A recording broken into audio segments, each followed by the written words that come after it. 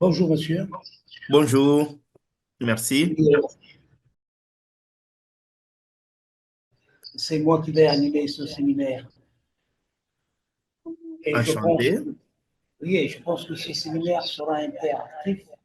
Et à chaque fois que vous avez besoin d'une explication, arrêtez-moi. Parfait. D'accord. Avant de commencer, je suis diplômé d'études supérieures spécialisées en assurance et professeur au cycle master professionnel à l'Institut international des assurances de Yaoundé. C'est une école internationale qui forme les cadres supérieurs Mhm. dans les 14 pays membres de la CIMA. Je vais, avant d'entrer dans le vif du sujet, vous faire un aperçu sur la formation que vous allez avoir aujourd'hui. Maîtriser l'assurance maritime sur faculté. Vous savez, l'assurance maritime sur faculté, comme d'autres produits d'assurance, relève de la bonne foi des assurés. Je m'explique. Vous savez, c'est cette bonne foi qui permet à l'assuré de donner à l'assureur tous les éléments d'appréciation du risque que l'assureur doit prendre en charge.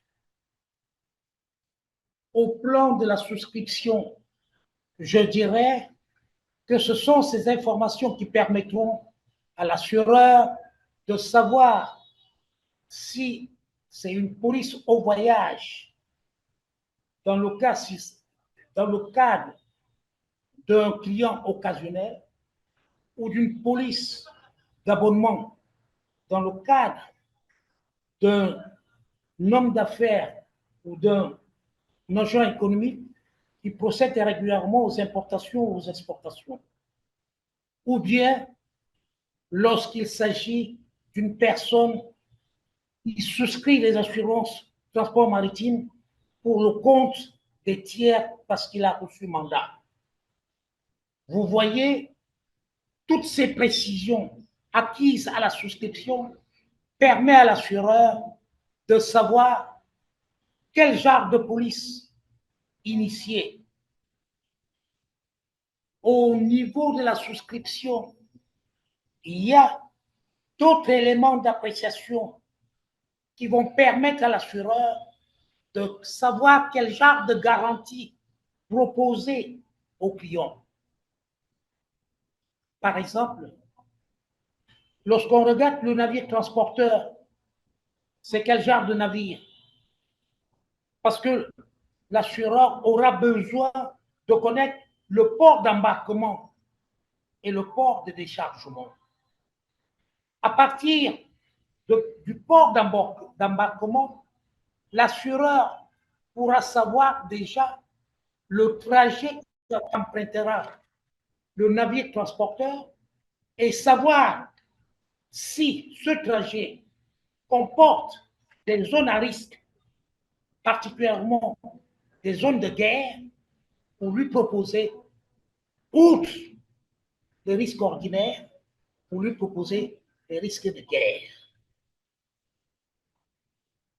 Maintenant, s'agissant de la tarification du risque, l'assureur a besoin d'un certain nombre d'éléments. Premièrement, quelle est la nature de la marchandise? Est-ce qu'il s'agit d'une marchandise sujette à une certaine fragilité? Comment ces marchandises ont été emballées? Quels sont les colisages et comment ces marchandises doivent voyager? Est-ce que c'est en conteneur ou ce sera dans des simples colis? Si c'est un conteneur, est-ce qu'il s'agira d'un conteneur de groupage ou non? Et précisément, est-ce qu'il y aura transbordement au cours du transport ou pas. Il y a une autre catégorie de marchandises qui nécessite beaucoup d'attention, c'est des marchandises qui doivent voyager sous température dirigée. Ça veut dire dans des conteneurs frigorifiés. Il s'agit là, par exemple, des produits pharmaceutiques, des vaccins et consorts. Là, il faut, à partir des déclarations du client, c'est ça qui va permettre, ce sont ces informations qui vont permettre à l'assureur de savoir comment rédiger la police d'assurance. Et là, je suis en train de vous parler de l'aspect souscription, mais vous devez savoir que lorsque la marchandise voyage, surtout que cette assurance couvre tous les périls de mer, ces périls de mer étant à la fois des avaries particulières ou des avaries communes. Les avaries particulières, c'est quoi? Le vocable avarie particulière regroupe beaucoup de dommages subis par les marchandises. Ces dommages ont trait à la casse, ont trait à la mouille, ont trait au manquant partiel ou bien à la non-livraison. Parce que c'est à destination, lors de la prise de livraison de la marchandise, qu'on se rend compte des dommages subis lors du transport des marchandises qui ont été importées et qui ont fait l'objet de la couverture d'assurance transport maritime. Or, ces avaries particulières ouvrent directement les portes aux réclamations des clients.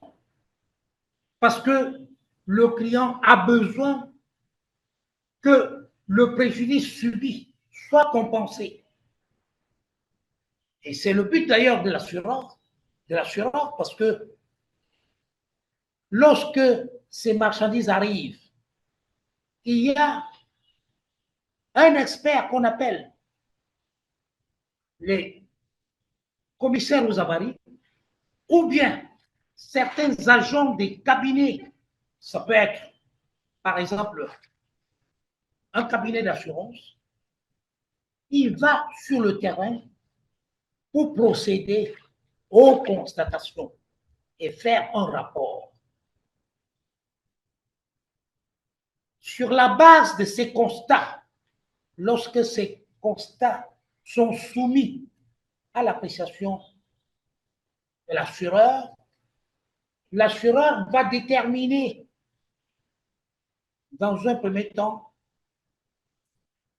va ouvrir un dossier et va procéder à l'évaluation de ce sinistre. Cette évaluation préalable permet à l'assureur de constituer une provision. Et à la suite, l'assureur fera une dispatch. La dispatch, c'est quoi?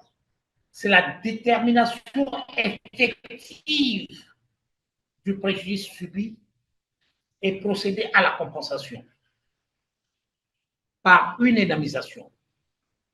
Sauf que, avant de procéder à tout cela, l'assureur a un certain nombre de choses à vérifier. Premièrement, est-ce que la marchandise avariée fait-elle l'objet du connaissement, objet du transport? Est-ce que la valeur qui a été déclarée sur la base de laquelle l'assureur a émis le certificat d'assurance, est-ce que cette valeur n'a pas été surévaluée? Je vais vous expliquer. On va voir tout cela le long de la formation. Et à partir de là, l'assureur va payer une indemnité compensatrice. Et lorsque cette indemnité est payée, il y a ce qu'on appelle la subrogation. L'assureur est subrogé dans les droits du client. Parce que l'assureur devra rechercher maintenant, à travers le recours, le responsable de ces dommages. Et comme dans la chaîne de transport, il y a plusieurs intervenants, c'est pour cette raison, il y a plusieurs intervenants que nous allons voir le long de la formation. L'assureur va apprécier quel est l'intervenant qui n'a pas fait son job normalement. Parce que chacun des intervenants, à la réception de la marchandise, devra procéder aux réserves s'il constate qu'il y a quelque chose d'inapproprié. Il faut qu'il procède aux réserves. Ces réserves pouvant être faites sur les bons ou borderies de livraison ou par lettre adressée à la compagnie de transport. Mais si l'un des intervenants a été négligent et n'a fait aucune réserve, il n'aura que deux yeux pour pleurer. Parce qu'il ne pourra pas dire que ces dommages ne proviennent pas de lui ou d'une mauvaise manipulation par ses services. C'est très important, les réserves que chacun des intervenants dans la chaîne de transport devra faire. Excusez-moi, Monsieur Emmanuel. Oui. Ah, OK. Les réserves dont vous parlez, que chacun des intervenants doit faire, ce Oui. sont des réserves comme des provisions ou je ne sais pas. Non, non. Les réserves, c'est sur la qualité de la marchandise reçue. Je prends un OK. exemple. Je Mhm, prends un exemple. Oui. mhm,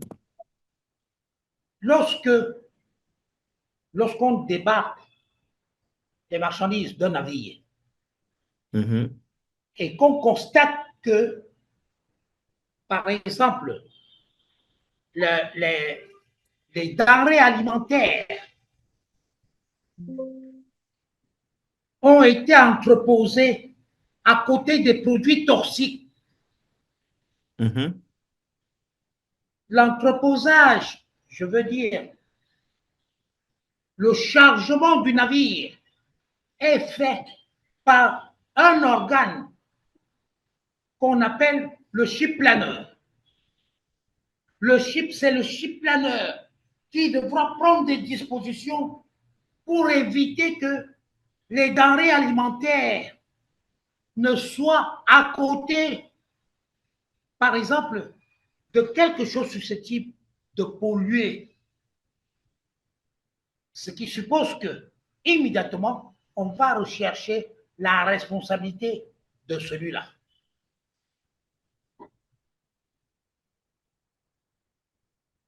Je OK. prends un autre exemple. Mhm, Le transitaire à qui un client a remis ses marchandises, à qui le client lui a donné mandat pour souscrire une assurance pour son compte. Il a ramené les marchandises. Les marchandises, par exemple, ont été sorties, ont été débarquées du navire sans problème. Le transitaire en attendant que le client ne vienne prendre possession de ses marchandises, les a entreposées dans son magasin.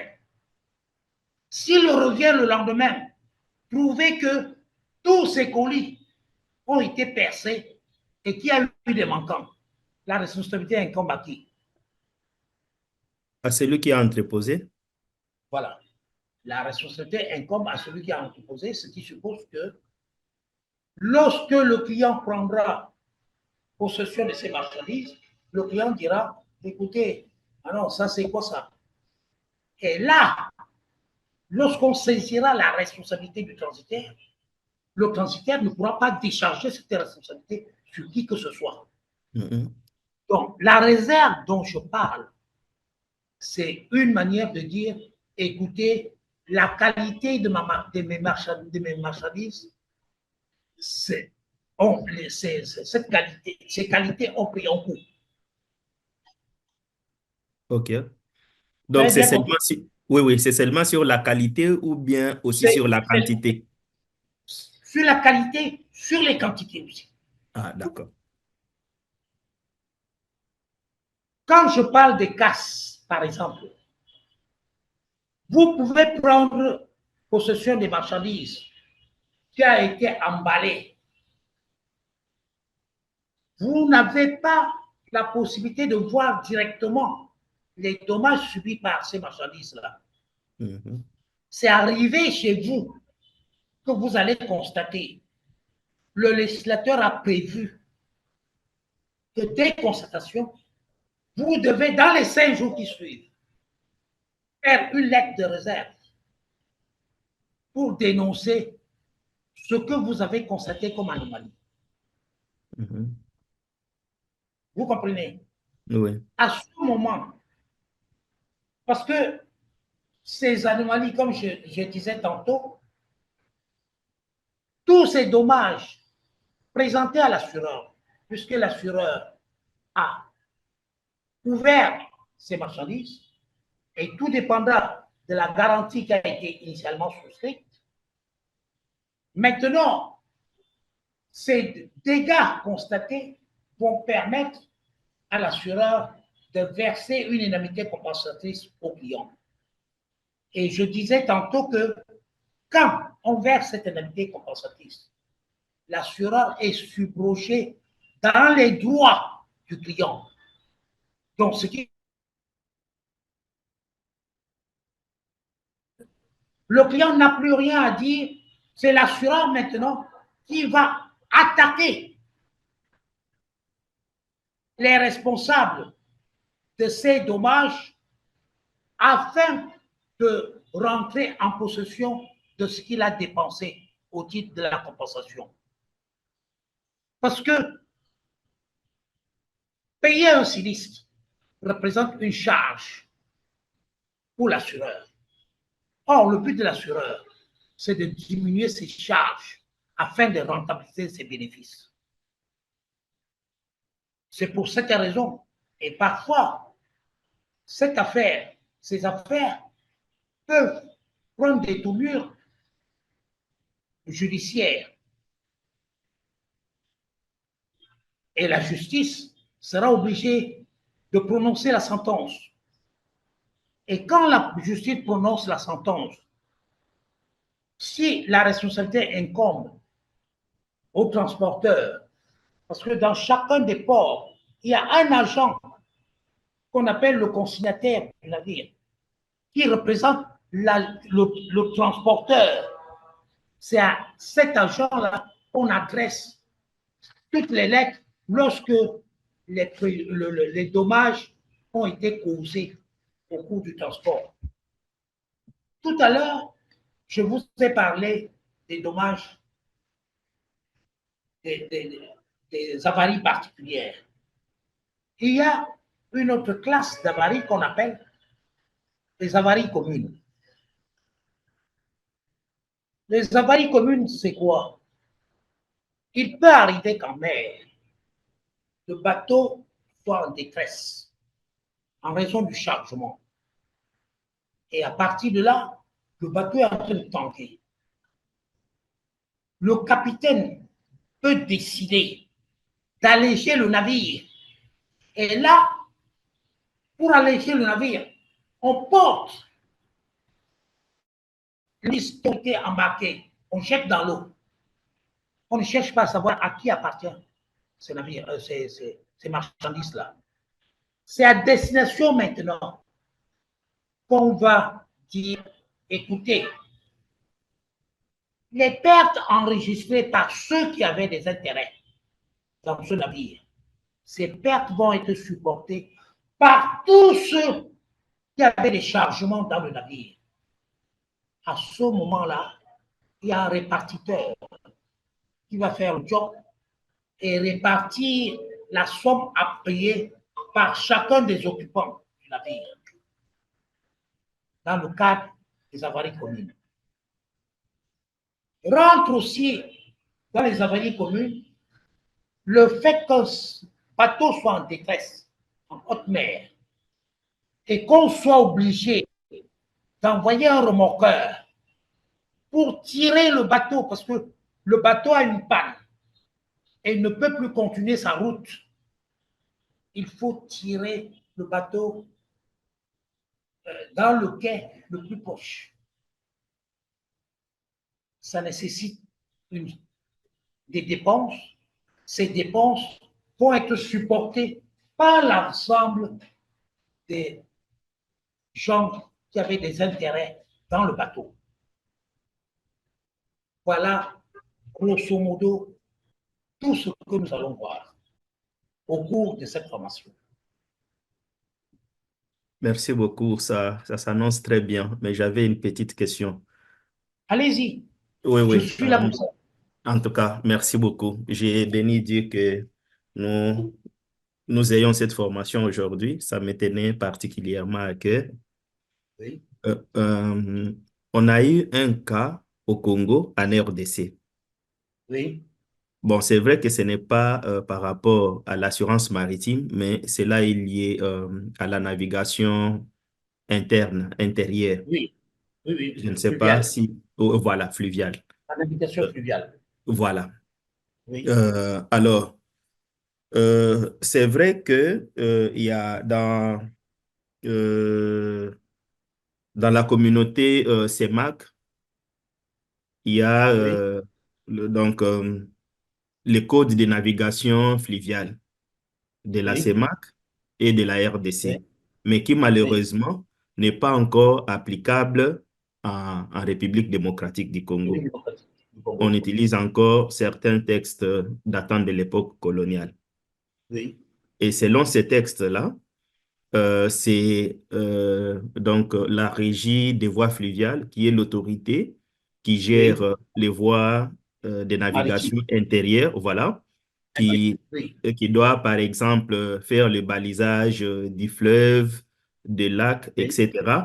Et même oui, de, de déplacer les bâtons, plutôt les bateaux qui ont échoué, donc oui, déplacer les épaves. oui, Alors, dernièrement, il y a un bateau, bon, un convoi, voilà. oui, Un convoi avec trois barges et puis un propulseur. oui, Alors, une tempête se déclare. On veut se mettre vraiment à l'abri pour éviter la tempête. Et aussi, comme il faisait un peu tard, c'était vers la nuit, mais oui. malheureusement, l'une des barges va cogner une autre Oui, barge oui, qui était en dessous de l'eau. Mais malheureusement, ce oui, n'était pas signalé. Les capitaines oui. n'avaient pas vu. Alors, pour éviter que donc comme c'était un convoi, pour éviter que les autres barges puissent couler, Viennent on de a tomber. détaché la première, la barge qui avait connu un trou, Oui, et cette barge-là a coulé. oui. Voilà. Ça a coulé. Oui, oui. De tels dommages vont-ils être considérés comme des avaries particulières ou comme des avaries communes? Ces dommages-là relèvent des dommages corps. OK. Ça relève des dommages corps. Parce que le, le navire, Il faut dissocier les marchandises, qu'on appelle facultés, Ouais. du corps même. Le corps, c'est la porte qui permet de transporter. Donc, il y a des dommages qui sont imputés au corps du navire. Voilà. J'ai répondu? Et pour les facultés? Si, par exemple, c'était quel type de navire? Donc, C'était quel type de navire? Une barge. Si ces barges étaient chargées, Oui, c'était chargé. à ce moment-là, les dommages subis par le chargement rentrent dans les avaries particulières. Ok, d'accord. Ok. Parce qu'ici, il faut dissocier deux types d'avaries. Parce qu'il y a cumul d'avaries ici. Oui. Avarie corps subie par Corps, la base oui. Et faculté. et les avaries des marchandises Marchandises transportées. transportées, oui. Ok. Oui. Ok. Merci beaucoup. À travers ce bref aperçu, vous avez constaté la crédibilité des risques inhérents au transport. Parce que les activités en mer sont toujours sujettes à des risques. Et c'est pour cette raison une couverture d'assurance est absolument nécessaire et indispensable. Et lorsqu'on connaît aujourd'hui comment l'activité commerciale se développe à travers les actions d'importation et d'exportation, vous comprenez pourquoi l'assurance transport maritime est indispensable. La gravité des risques inhérents à toute activité en mer a fait de l'assurance maritime l'incontournable garde-fou de toute opération de transport maritime. Il est aujourd'hui inconcevable de l'imaginer sans prendre un minimum de garantie moyennant la souscription d'un contrat d'assurance. Je sais qu'au Congo, vous n'appliquez pas encore le code ciment. Non, nous avons un code particulier, le code des assurances, mais qui s'inspire pour beaucoup du code ciment et du code des assurances français. D'accord. Donc, je voulais dire que l'assurance maritime a pour but de couvrir les risques de mer, c'est-à-dire les risques survenant au cours d'une expédition maritime et atteignant soit le navire, port, soit les marchandises, facultés. Vous voyez que vous trouvez ici la réponse à la question que vous me posiez. Parce que le navire peut subir deux sortes de dommages. Dommages corps, inhérents au corps, les dommages inhérents aux marchandises transportées, c'est-à-dire aux facultés. On dissocie. Et ce n'est pas le même la même assurance pour couvrir les deux cas. L'assurance corps, elle est distincte de l'assurance faculté. Parce que pour assurer le corps, premièrement, il faut présenter un certificat de navigabilité.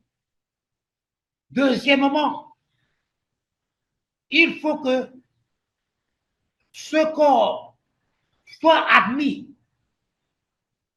par les autorités compétentes. Je veux dire, admis à naviguer. C'est pour cette raison que le certificat de navigabilité est indispensable. Et il faut connaître l'âge de ce corps. Parce que certains dommages peuvent résulter de la vétusté.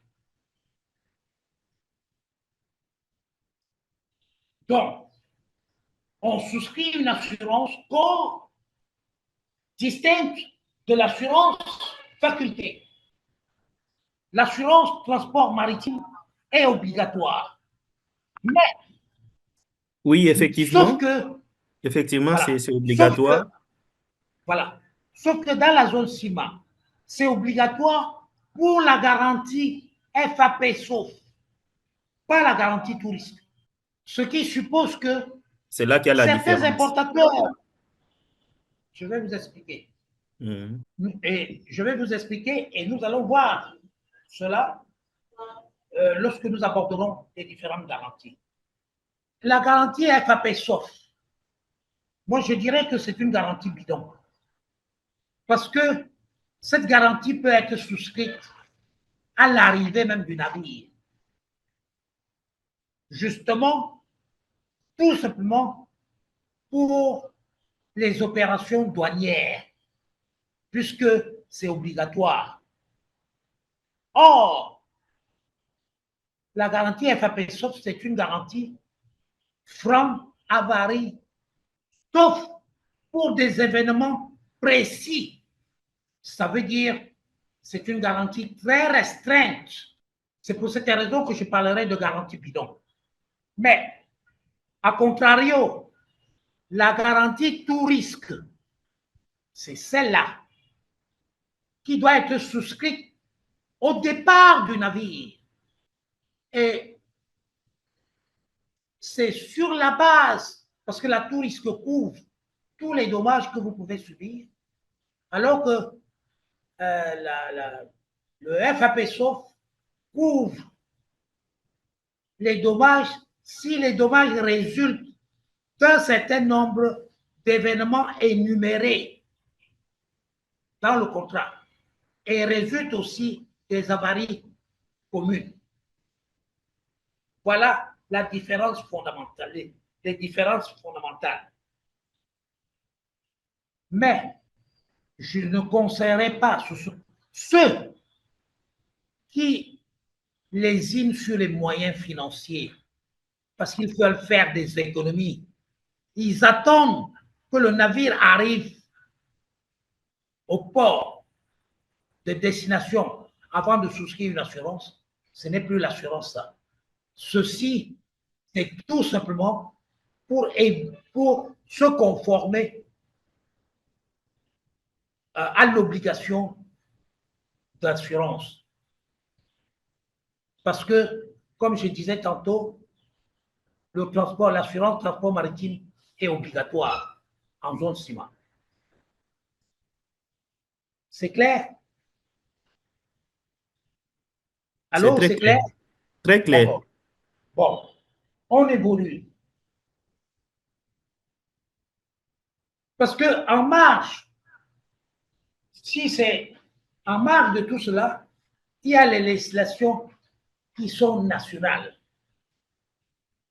et qui régissent le transport, que ce soit maritime, que ce soit fluvial, à l'intérieur. Mais je ferai fi de la réglementation camerounaise pour ne m'attarder que sur les réglementations internationales. Parce que je suis en train de dire, s'il faut que je parle de l'article 231 du Code des assurances, vous avez, vous avez l'article 231 du Code des assurances de la RDC. C'est ça qui rend le transport maritime obligatoire chez vous. Oui, effectivement, mais c'est aussi, comment je vais dire, accompagné ou complété par un arrêté, Oui. plutôt. euh, le Premier ministre, ce qu'il fait, c'est quoi? C'est l'arrêté, le décret, voilà. C'est Il un y a, décret. oui, oui, le décret donc, du Premier ministre et l'arrêté du ministre des Finances. donc qui D'accord. détermine un peu les modalités d'application. Mais c'est bien noté donc dans les codes des assurances. Voilà. Donc, je dirais que l'article 231 du Code des assurances de la RDC rend cette assurance obligatoire pour les personnes physiques ou morales qui réalisent une opération d'importation de biens et marchandises par tout moyen de transport maritime, aérien, ferroviaire, routier ou multimodal. Au regard de l'importance des risques, avaries particulières, avaries communes, risques de guerre à maîtriser, les réserves à formuler en cas de sinistre restent très importantes et bonnes à savoir en raison de nombreux intervenants dans la chaîne de transport des marchandises. L'instruction du dossier sinistre suppose la connaissance des éléments constitutifs, le mode de calcul de l'indemnité à travers la dispatch, et encore faut-il que la réclamation soit faite avant la prescription du dossier. Je vais m'attarder sur la prescription du dossier. Les actions dérivant de l'assurance transport sont prescrites après 2 ans. Ce qui suppose que les opérationnels en charge de l'assurance transport, en charge du suivi, surtout des dossiers contentieux, doivent avoir un échéancier par rapport à cette prescription-là. Cet échéancier vous indique la date à laquelle vous êtes échu de toute réclamation. Sauf que vous avez le pouvoir de demander au transporteur maritime de proroger cette échéance. Alors, le transporteur maritime devra vous donner une lettre de prorogation de l'échéance afin d'éviter la prescription. Parce que lorsqu'un dossier sinistre est prescrit, vous ne pouvez plus acter pour quoi que ce soit. Ceux qui ont été à l'origine des dommages vont se frotter les mains et proposer cela. Si vous leur présentez un dossier en engageant leur responsabilité, ils vont vous le dire, attendez, ce dossier est fort clos. Et à partir de là, vous n'avez plus rien à faire. C'est pour cette raison, le suivi de la prescription à travers un échéancier est très important dans la structure. Très important. Et il y a, par exemple, des transporteurs véreux. Lorsque vous leur demandez de proroger, ils ne veulent pas. Ils utilisent un certain, un certain laxisme. Ils utilisent un certain laxisme. Lorsque vous constatez cette mauvaise foi, vous engagez immédiatement une procédure judiciaire. Parce que si vous ne le faites pas, vos intérêts vont prendre un coup.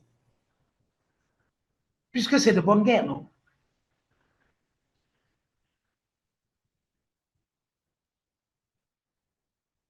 Bien entendu, le recours doit être intéressé par l'assureur au titre de la subrogation et en cas de non-paiement, le juge de référé peut ordonner la saisie du navire. Toutes ces informations sont bonnes à savoir.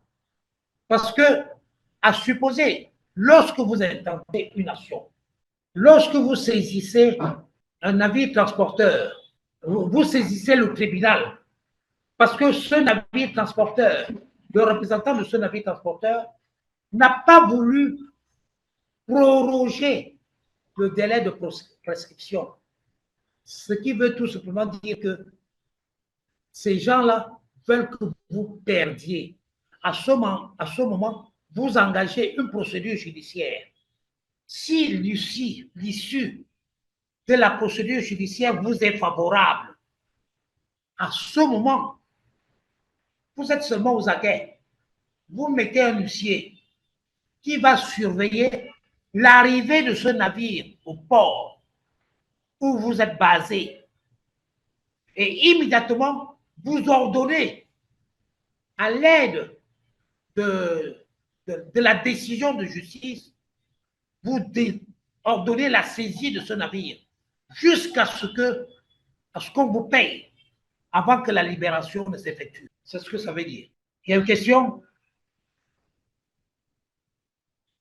Est-ce qu'il y a une question? Non, non, jusque-là, ça va. Bon. On continue. D'accord. À la fin de cette formation, qu'est-ce que j'attends de vous? J'attends que vous intégriez le rôle des différents intervenants de la chaîne du transport maritime. J'attends que vous identifiez les sources des réglementations internationales en vigueur et suivre leur évolution.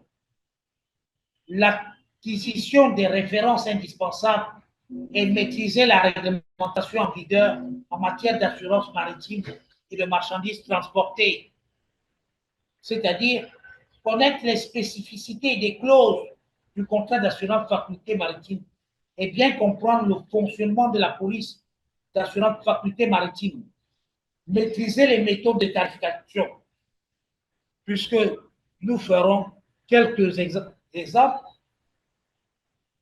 de prévention en faculté plus l'impact sur la tarification. Maîtriser la souscription des contrats d'assurance faculté et la gestion des sinistres à travers les éléments d'appréciation de risque à la souscription et les différentes polices susceptibles d'être souscrites, sans oublier les différentes garanties.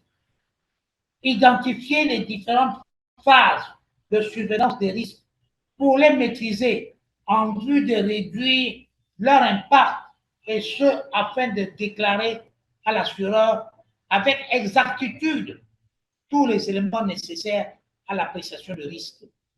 Situer les responsabilités selon leur cause et origine pour prendre les mesures conservatoires, saisie conservatoire du navire afin de limiter l'aggravation des dommages en cas de survenance d'un sinistre. Introduire et suivre un dossier d'indemnisation assurance jusqu'à son aboutissement. Engager les actions contre le transporteur. Voilà ce que j'attends de vous. Et à la fin de ce séminaire, vous allez être capable de le faire. OK?